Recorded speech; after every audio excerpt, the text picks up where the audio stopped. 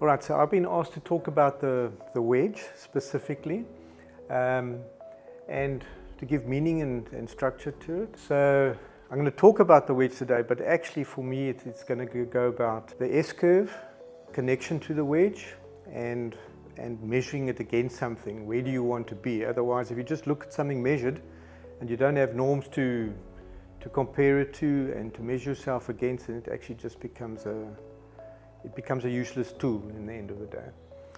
All right, so this is the wedge, and you can see here you got your wedge cover, which represents each camp on the farm, then sorted out from low to high. And this wedge specifically, we'll talk just now about what each color means, but the growth rates for each camp is at the bottom here. And if you're measuring leaf stage, it will also be at the bottom here.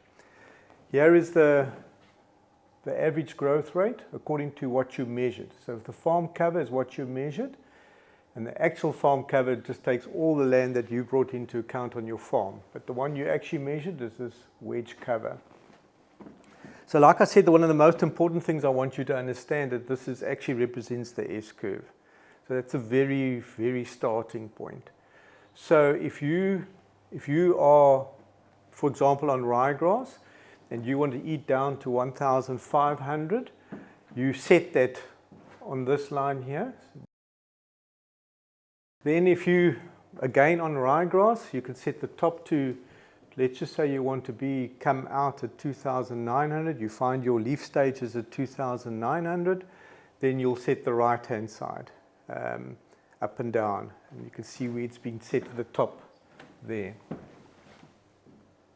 All right, so how does this represent this the S-curve? Can you just get to the S-curve there quickly? I think most of you have heard about the S-curve. I'm just going to go through it quickly again. You could have 1, 2, 3, 4, 5 weeks, 4 weeks here. Then as you graze down, you've got your little lull at the beginning, and then as your grass gets longer and longer, it's picking up speed. And then obviously, I want you to understand we're also farming with roots. So obviously the grass is going to first try and get leaf in front of the sun before it starts pushing its energy into roots. So most of the root reserve starts being replenished. In other words, push back energy into root, growing roots will start here. So how does this be represented on the S-curve? Just remember, you're starting at 1,500 as you are doing with your wedge, and you are ending, in this case it's close just a little bit above 1,000 to 2,500, which will be close to 2,900. Just remember that will vary from farm to farm. So you find your 3-leaf, or if you're on a mixed pasture system, if you're saying 3,300 is your top of the S-curve, then that's what you will use. All right, so desired, I'm going to go to desired farm cover. How do you work desired farm cover out? So how are you going to measure yourself? Because if you don't have farm cover discipline, and what do you discipline yourself against to know what your rotation must be to be able to come in at the bottom of the S-curve and come out at the top of the S-curve? All right, so if I'm coming out at 2,900, I'm going in at 2,900, and I am coming out at 1,500. What should my desired farm cover be? All right, to work out desired farm cover, take your 2,900 minus your 1,500, and that gives you 1,400. 1,400 divided by 2? 700. Plus that onto your 1,500? It's 2,200. Okay.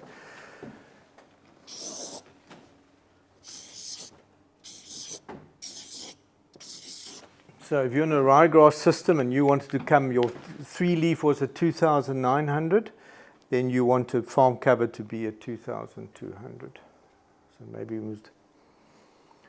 Then you'll be chasing that, because if you go under that, you're not offering the most leaf to the sun on your farm, and you will not have the maximum amount of growth rate.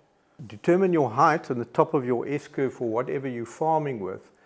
And that is actually the goal that you've got to achieve with a wedge. If you're just going to look at a wedge, measure every week, and your both eyes are not on your wedge cover and measure it against your desired farm cover, you actually don't understand how to use a wedge, because that is farm cover discipline to make sure that your farm cover stays as close as possible to desired farm cover. So if I've worked out according to my S-curve, 1,400 is what I'm offering per day, and I see that my growth rate is 50, then I take 1,400 divided by 50, 28. That's if you've got a 50 growth rate.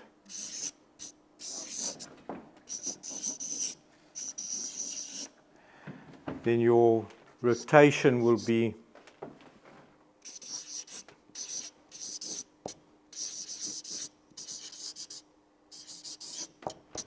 how much? 50? 28. 28.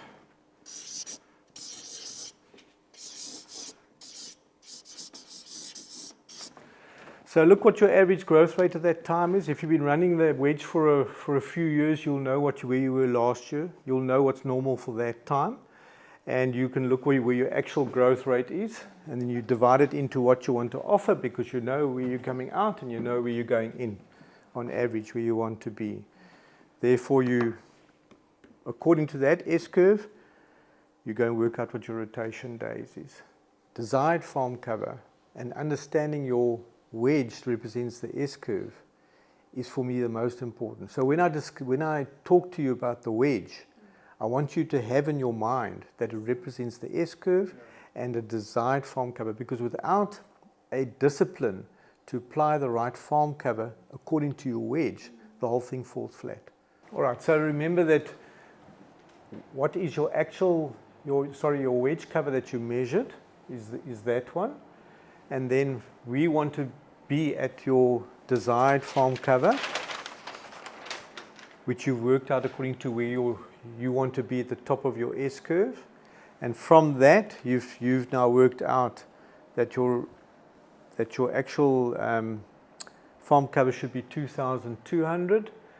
And from that, you've gone and worked out your desired rotation, because you're offering 1,400 per hectare, and you're looking at your growth rate, you're dividing them into each other, and you're seeing what your actual rotation should be. And then you're going to on your tools, you're going to your growth report, and you're having a look and seeing, but what is your actual rotation? So you can catch yourself very early if you're going too fast or too slow according to your S-curve.